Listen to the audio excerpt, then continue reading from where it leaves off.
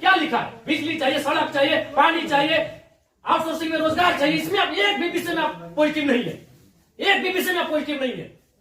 तो आपसे नीतिपूर्वक होगा कि नहीं महोदय? आपसे कोई शत्रुता नहीं है। आप भी किसी के पिता है, किसी के भाई है, हमें आपसे कोई शत्रुता नहीं है। आपसे होगा कि नहीं आप स्वीकार नहीं कर पा रहे हैं। बिजली, पानी, सड़क क्या मांग रहे हैं?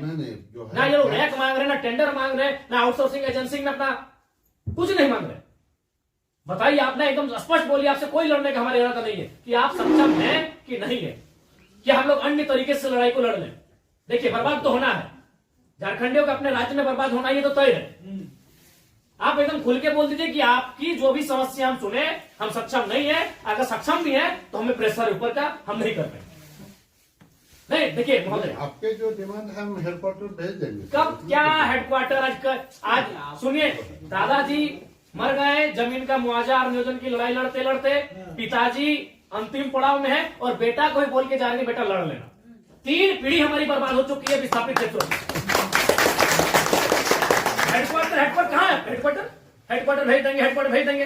आप आज स्पष्ट बोलिए, आपसे होगा, बंद हो जाएगा, या आपसे होगा नीति पूर्वक होगा, या हम लोग कुछ क्रांति की मसाल फूके यहाँ फिर से? नीति पूर्वक काम होगा कि नहीं होगा? बोलिए, क्या मांग हो रहा है? पता है क्या है इसमें? बताइए तो बोलिए, या हम लोग यहाँ क्रांति की मसाल फिर फूके पैरों में? क्या मजबूरी? आपकी कोई मजबूरी हुई बताइए। नहीं होगा, हमको व्यक्तिगत बताइए।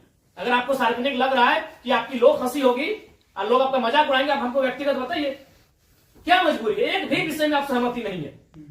इनका खेत में छाई गिरा देते हैं। आज कई मैंने आप लोग खुद मिनट्स में लिखते हैं कि हम उसकी भरपाई करेंगे, खेत का समतलीकरण देंगे, छाई को हटाएंगे, मुआवजा देंगे, अभी तक नहीं दे पाए हैं।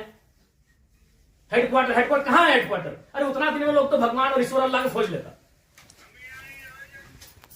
बताइए, ये लोग तो नाम गिना रहे हैं कि लोग गया, इलाहाबाद, छपरा से आए लोग कब्जा करके बैठे हैं, जिनका 1 इंच जमीन नहीं है। ये लोग अपना पूरा मैंने एकड़ एकड़ में जमीन दे दिया। ये लोग भीख मांग रहा है, एकड़ एकड़ में जमीन देके बैठा है।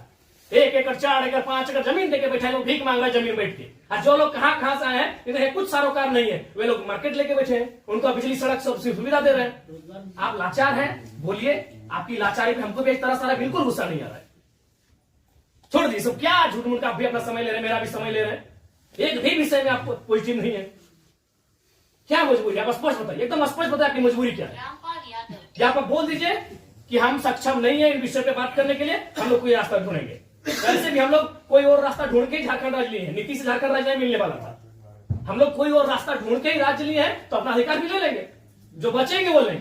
ऐसा है कुछ? ऐसा हमारा अगर है तो आपसे नहीं लड़ेंगे, हम सदन में ही बात को रखेंगे। आपसे नहीं लड़ेंगे। अगर आप सुनिए, बहुत देर से हम सुने, और आपका जो भी आपका तर्क है बहुत उदासीन तर्क है। आप किसी भी तर्क में रैयत के पक्ष में नहीं दिख रहे हैं। मैंने आपका एनर्जी दिख ही नहीं रहा है। सुनिए, आप देखिए, हम बार बार कह रहे हैं कि सही बात है कि हम लोग लड़ते लड़ते बहुत थक चुके हैं। बरसों से नहीं, सदियों से हम लोग लड़ रहे हैं, पर हम लोग विराम चाहते हैं। हम युद्ध नहीं चाहते, हम लोग विराम चाहते हैं। तो हम आप भी एक मनुष्य हैं, आपसे हमारा कोई मतभेद नहीं है, लेकिन क्या आप लाचार हैं तो बताइए, हम सदन में ही लड़ेंगे। क्या आपका डीवीसी प्रबंधन लाचार है किसी पॉलिटिशियन के सामने? नहीं तो आप एक भी इनके विषय को आप स्वीकार नहीं कर रहे। नहीं सर, जो है हम फैक्ट्स आपको बताएं। न बिजली स्वीकार कर रहे हैं, ना पानी स्वीकार कर रहे हैं, न बस की सुविधा को स्वीकार कर रहे हैं, न अतिक्रमण को स्वीकार कर रहे हैं, ना आप नियोजन को स्वीकार कर रहे हैं। तो क्या चाहते हैं कि मैंने विस्थापित लोग अपना गांव बोरिया बिस्तरा बांध के कहीं से चला जाए? नहीं, हमारा वो मकसद नहीं है जो हमारे यहाँ अभी जो देखिए, आज आप लोगों पे बिल्कुल ऐसा लग रहा है कि हम डीवीसी के कोई पदाधिकारियों से नहीं, हमको लगता है डीवीसी कुछ लाचार व्यक्तियों से बैठे हैं।